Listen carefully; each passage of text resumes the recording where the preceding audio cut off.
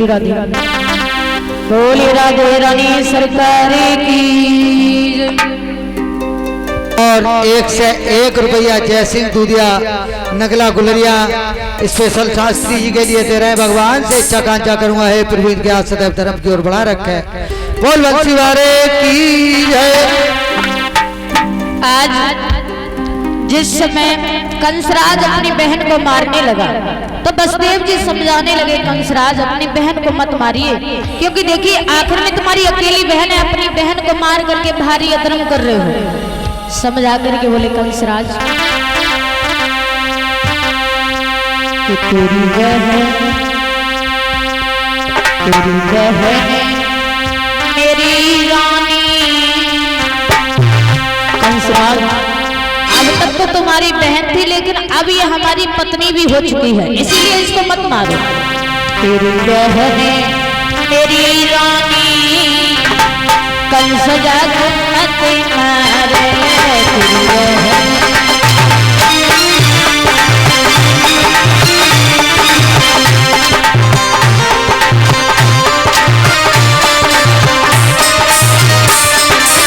जवाब दिया, सुनो अपनी बहन को मत मारो। और छत्री का काम नहीं जो अबला पर हाथ उठाए। आखिर में तुम इसके भैया हो, अकेली बहन है, अपनी बहन को मार करके भारी अधर्म कर रहे हो। स्त्री पे तू हाथ उठाना बनता है।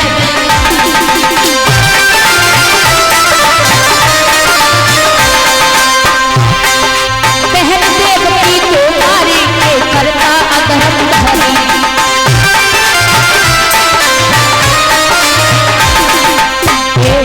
तू लगे मेरे सालों कंस जादू मत कर।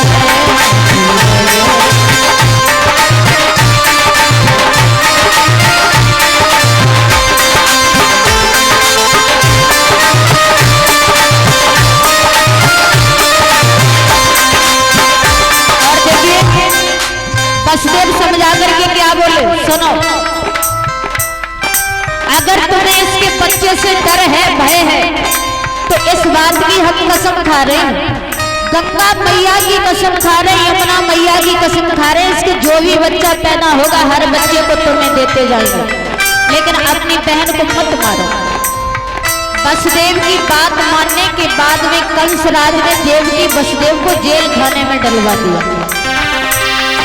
सीख मान के कंसराज ने जेल में डलवा दिया।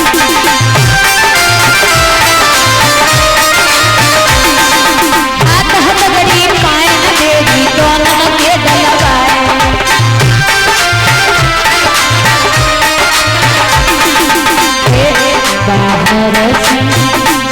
बाहर से तो कालो कंस जादू मत मारो।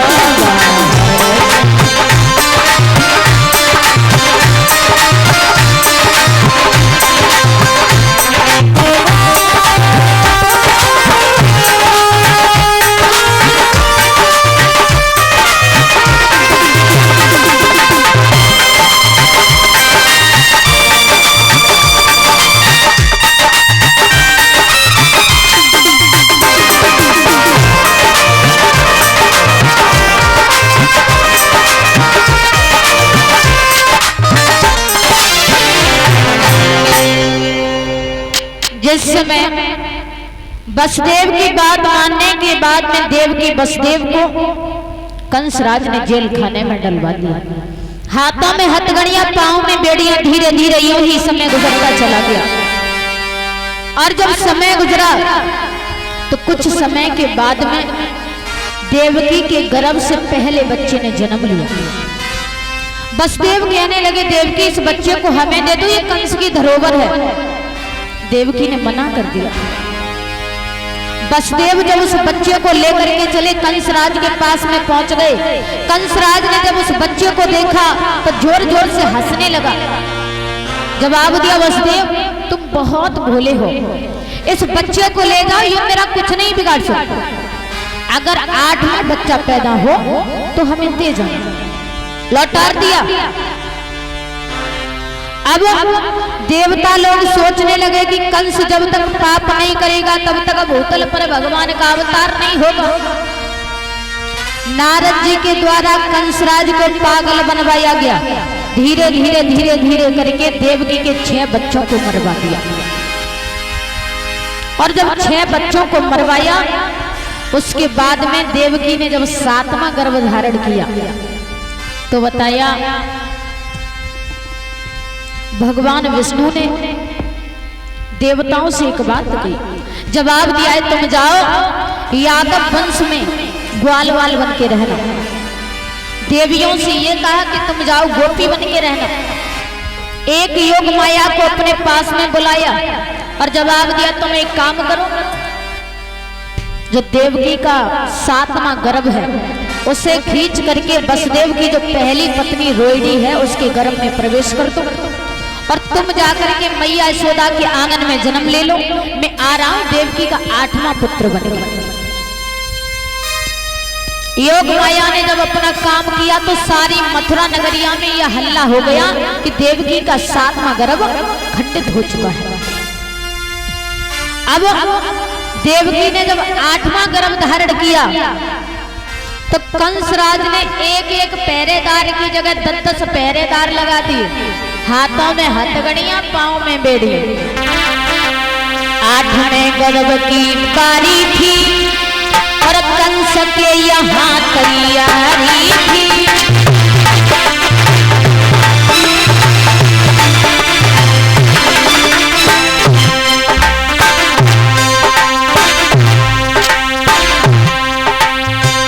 जब भगवान का अवतार होने वाला था तो कंसराज ने एक पहरेदार की जगह 10 पहरेदार लगा दिए।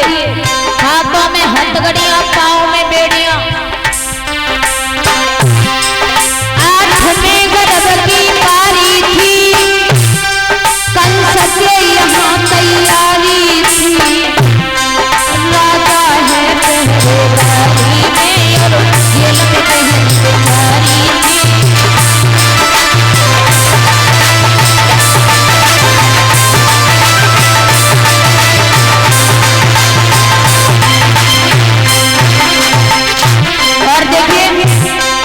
भगवान का अवतार होने वाला था तो मौसम कैसा था?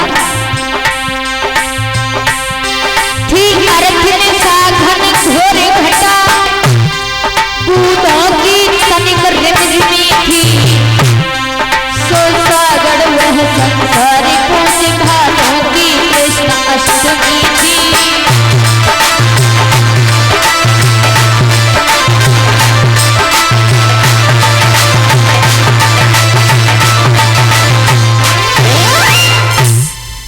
देखिए अब आप लोगों के समक्ष में भगवान का अवतार होने वाला है। तो देखिए आप सभी लोगों के पास में भगवान कन्हैया आएंगे, ठीक है। जो भी भगवान कन्हैया जी के लिए टॉफी, बिस्कुट, कपट, अलरियां, फलरियां, खिलौना, इलौना, दक्षिणा, अच्छना जो भी है वो आराम से तुम्हें छबरा में रखना है, ठीक है। आराम से छबरा में रखना है। ऐसा ना हो कि माताएं बहनें फेंकें, ठीक है। कोई भी भगवान कन्हैया सभी के पास में आएंगे, कोई भी माताएं बहनें टॉफी, बिस्कुट, कपट या फिर दक्षिणा कोई भी फेंकेंगी नहीं। आराम से उस छबरा में रखना है, ठीक है। और जो गुलाल लेकर के आई हैं और ये जो गुब्बारे हैं ये पता है कब फोड़ोगी? जब कन्हैया हमारे पास में आ जाएं उसके बाद हम बोल देंगे आपसे, ठीक है। तब होली खेलनी है और ये गुब्बारे भी फोड़ने हैं, ठीक है। उससे पहले कोई गुलाल नहीं फेंकेगा, नहीं कोई गुलाल बच्चों के ऊपर डालेगा।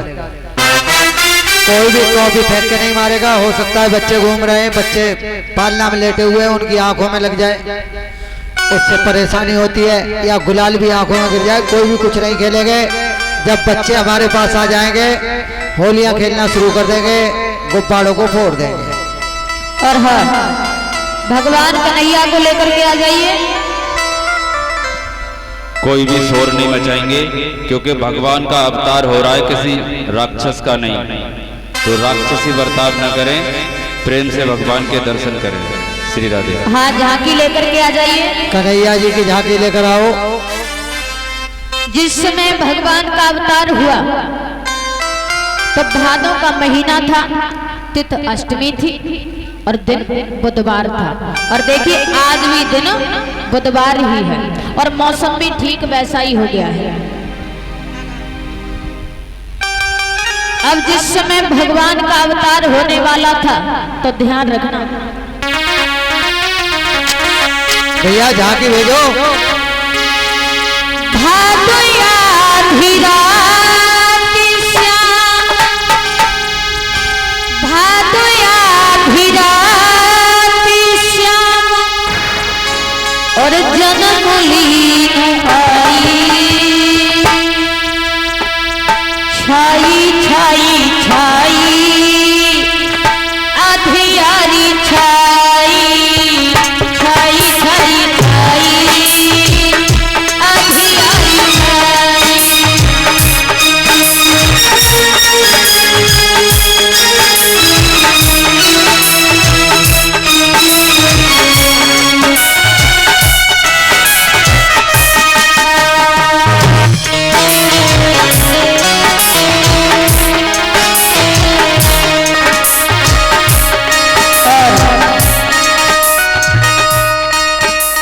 हाँ झांकी में समय है अभी क्या? झांकी क्यों नहीं आ रही? भैया एक जगह चले जाओ, कह दो उनसे झांकी लेके आए। ताड़ी ताड़ी ताले टूटे सभी हट ताले,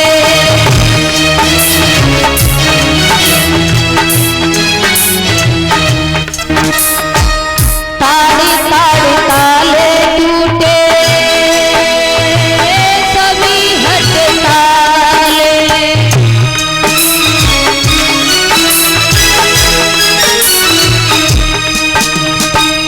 हाथ हथकड़ी टूटी सोए पहरेदार,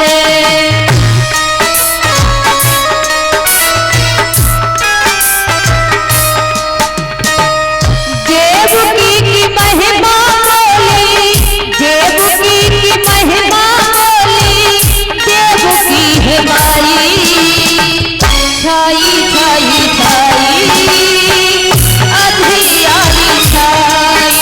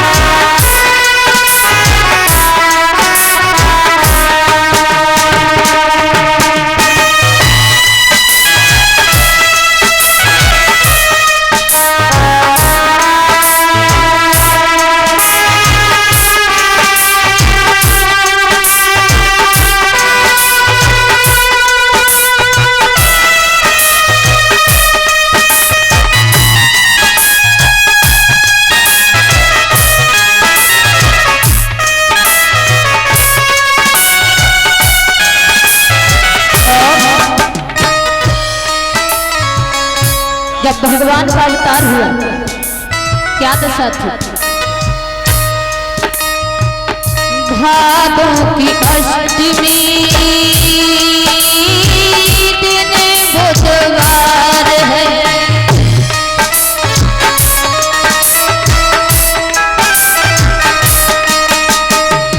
भादों की अष्टमी दिन बुधवार है,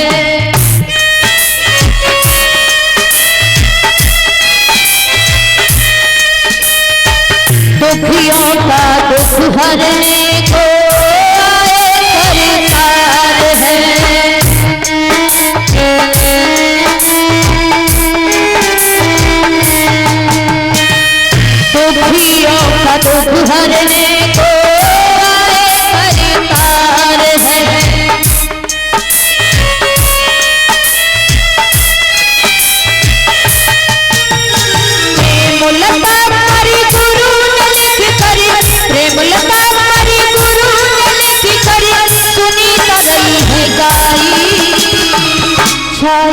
छाई छाई अंधियारी छाई